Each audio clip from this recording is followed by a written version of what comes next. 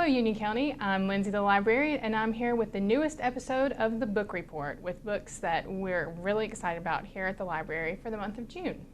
The first book we're going to talk about is The Book of Speculation by Erica Swyler. And I promise I didn't pick it just because it has a girl with books on the cover, although that was a major factor. So this is a debut novel of The Power of Books, Family, and Magic. Librarian Simon Watson receives a mysterious book, the log of the owner of a traveling circus in the 1700s, which reports strange magical things, including the drowning death of a circus mermaid. Why is this important, you say? Simon's own mother was a circus mermaid who drowned, and his sister is following in her mother's footsteps, and that they won't want to leave this festival. So pick this one up at your nearest library. Our next title is The Library at Mount Char, and it is also a debut, and it's a fantasy novel about a girl named Carolyn, and after her suburban neighborhood is destroyed, Carolyn, along with 11 other children from her neighborhood, are adopted by a mysterious man called Father and raised in his library of all knowledge. And they are supposed to be librarians of specific disciplines. Carolyn is the librarian of languages. So fast forward about, 25 years, and Father has gone missing, and his library stands unguarded. Whoever claims it will also inherit absolute power over life, death, and all of creation. Dun dun dun. Will it be Carolyn? Does she have what it takes to take over the library? So Kirk has said that the library itself, like the book, is bigger and darker and more dangerous than it seems. The plot never flags, and it is never predictable. Hawkins has created a fascinating, unusual world in which ordinary people can learn to wield breathtaking power, and he's also written a compelling story about love and revenge that never loses sight of the human emotions at its heart. A wholly original, engrossing, disturbing, and beautiful book. You've never read anything quite like this, and you won't soon forget it. Our next title is The Little Paris Bookshop, and I promise not all of the books I have today are about books or libraries or bookstores, although I have to say they're some of my favorites.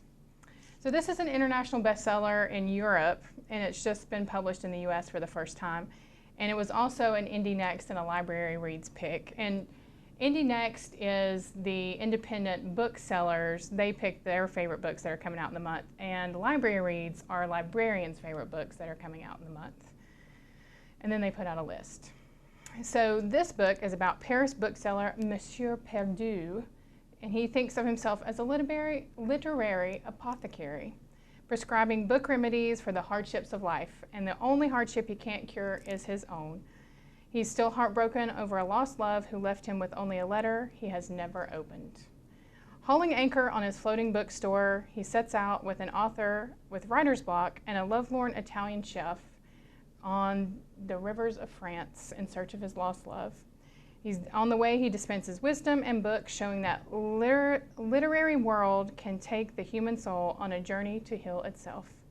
Filled with warmth and adventure, The Little Paris Bookshop is a love letter to books meant for anyone who believes in the power of stories to shape people's lives. Let me wipe my tear. Publishers Weekly said that her cast of engaging characters keeps the story moving, and her sumptuous descriptions of both food and literature will leave readers unsure whether to run to the nearest library or the nearest bistro. Why pick? Go to the bistro, then come to the library. Or if you go to the library first, then you can take your book to the bistro. I don't know, but either way, it's a win-win. Okay. Our next book is The Invasion of the Tierling by Erica Johansson, which is the sequel to Queen of the Tierling, which came out last year, which is also very good. I highly recommend that one. And it has been optioned to be a movie. So in this one, Queen Kelsey, who is the Queen of the Tierling, and she reclaimed her throne and Queen of the Tierling and made a lot of people mad by stopping the slave trade.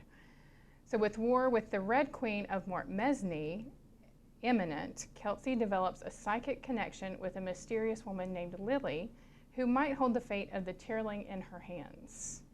Library Journal said it was a bold storytelling choice, and it makes this so much more fascinating than just a saga of warring kingdoms. Both Kelsey's struggles in the tier to protect her people and Lily's narrative are completely gripping, and the anticipation of a revelation of how these two women are linked will keep readers turning the pages. It's satisfying while leaving readers desperate for the next volume.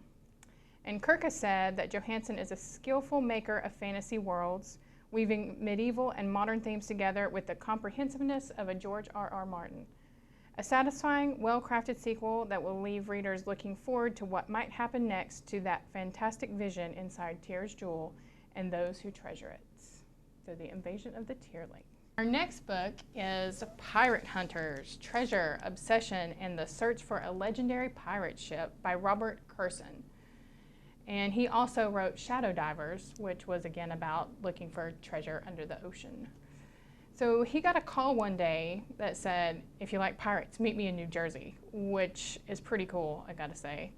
And he said, what kind of pirates? And then the person on the other phone said, 17th century, Caribbean, the real deal. So of course, you go to New Jersey if somebody says that on the phone. So what came out of it was this book, and it's the story of two men's search for the Golden Fleece, which was the ship of the pirate Joseph Bannister, whose story and ship have been lost to time. If they succeed in finding the pirate ship, they'll make history, but it'll only be the second time a pirate ship has been discovered and positively identified. Realizing that cutting-edge technology and tools aren't enough, they must travel the globe in search of historic documents and accounts of the great pirates' exploits. It's only when they learn to think and act like pirates that they are able to go where no pirate hunters have gone before. This was also an Indie Next and Library Reads pick for June, and Library Journal said anyone with a sense of adventure and a love of history will enjoy this book. Highly recommended to readers who delight in adventure, suspense, and the thrill of discovering history at their fingertips. Our next title is The Cartel by Don Winslow, who you might recognize. He also wrote Savages, which was made into a film. And then this book, The Cartel, is the follow-up to Winslow's novel, The Power of the Dog. And it's also featuring DEA agent Art Keller and his war against the Mexican drug cartels in the early 2000s. Booklist called it clearly one of the most ambitious and most accomplished crime novels to appear in the last 15 years. The Cartel will likely retain that distinction even as the 21st century grinds on. And the Daily New York Times critic Janet Maslin picked this as part of her summer reading review last month. And she followed up with a strong advanced review, including the over-the-top line, "The Cartel culminates in a near symphonic array of lethal coup de grace written with such hallucinatory intensity that the whole book seems to have turned into a synchronized fireworks display." That sounds pretty exciting. Also, like I said, he was the author of Savages, which was made into a movie, and then there is a movie of The Cartel in the works. Our next book is The Gospel of Loki by Joanne M. Harris. And if you have a soft spot for Loki in your heart, like I do, then this might be the book for you. It is the latest novel from the author of Chocolat, and it's the first-person narrative of the rise and fall of the Norse gods, retold from the point of view of the world's ultimate trickster, Loki. It tells the story of Loki's recruitment from the underworld of chaos, his many exploits on behalf of his one-eyed master, Odin, through to his eventual betrayal of the gods and the fall of Asgard itself. Using her lifelong passion for the Norse myths, Harris has created a vibrant and powerful fantasy novel. And Kirk has said that if everything you know about Loki begins and ends with the actor Tom Hiddleston, which is not a bad thing if you ask me, then this book is for you. It is a rich, in-depth addition to the modern mythic canon, and Booklist said those with a passion for mythology will no doubt enjoy the book, but Harris's accessible, clever writing and familiar restructuring of the classic stories make this a worthwhile read in itself. Gospel of Loki. Our next title is Love May Fail by Matthew Quick, who also wrote Silver Linings Playbook. And it's about Portia Crane, who flees her ritzy Florida life and her cheating husband for her New Jersey hometown. She's lost and alone, and she sets out to find the goodness in the world that she still believes exists. And she thinks she can do this by saving herself and her disgraced high school English teacher. Will a sassy nun, an ex-heroin addict, a metalhead little boy, and her hoarder mother help or hurt her chances on this madcap quest to restore a good man's reputation and find renewed hope in the human race? Love May Fail is a story of the great highs and lows of existence, the heartache and daring choices it takes to become the person you know deep down you are meant to be.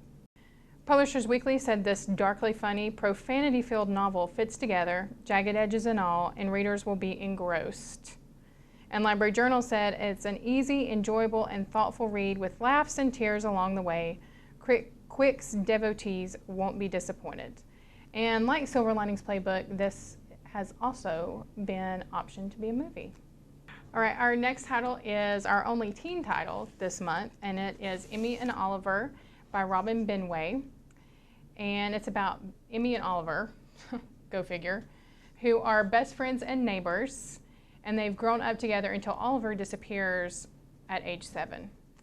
And then 10 years later, Oliver returns, and he must learn how to fit in with his mother's new family and deal with the circumstances of his kidnapping, which turns out his father kidnapped him, and he thought his mother abandoned him, drama. So Emmy helps Oliver begin to heal, and friendship turns into love. School Library Journal said the circumstances of this story provide a perfect setting to explore how two young people navigate new adulthood and forge new identities. This book is at times heartfelt, funny, irreverent, and ultimately satisfying. Plot-driven as well as introspective, it's a good choice for fans of Stephanie Perkins' Anna and the French Kiss, which is one of my favorite books of all time, or any Sarah Dessen novel. So Emmy and Oliver by Robin Benway. Okay, our final title today is The Idea of Love by New York Times bestselling author Patty Callahan Henry.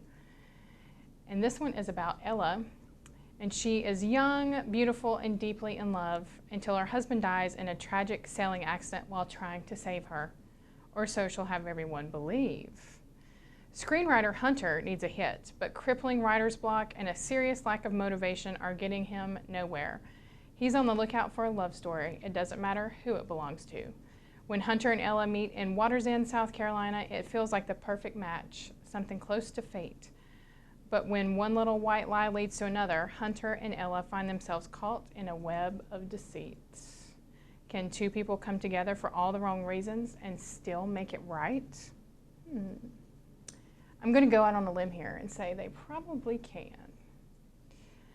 So Ann Rivers Siddons fans will feel right at home in Henry's Waters End, South Carolina, said Booklist. And Dorothea Benton Frank said that Henry's latest is so wonderful, I wish I had written it myself. It's clever and funny, and it makes you think twice about all your personal relationships. This is a huge winner. So this title is very special because coming up on July 7th, the Friends of the Libraries is hosting Patty Callahan Henry at the Monroe Country Club from 1 until 3. Tickets are $20 and you can purchase them at any library location. And we will also be serving light hors d'oeuvres. So we hope to see you there.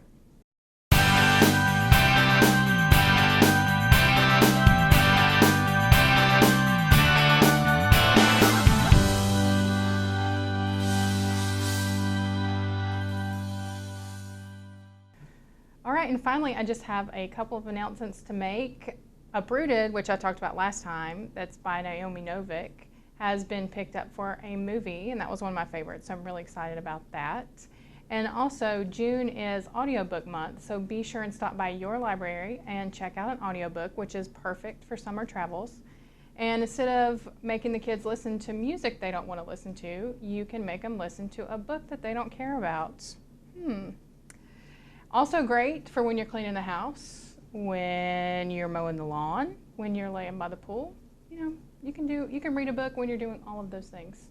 And we also have e-audio, don't forget about those, that you can download directly to your own device. So that's it for this time. I'm Lindsay the Librarian. Keep reading, Union County.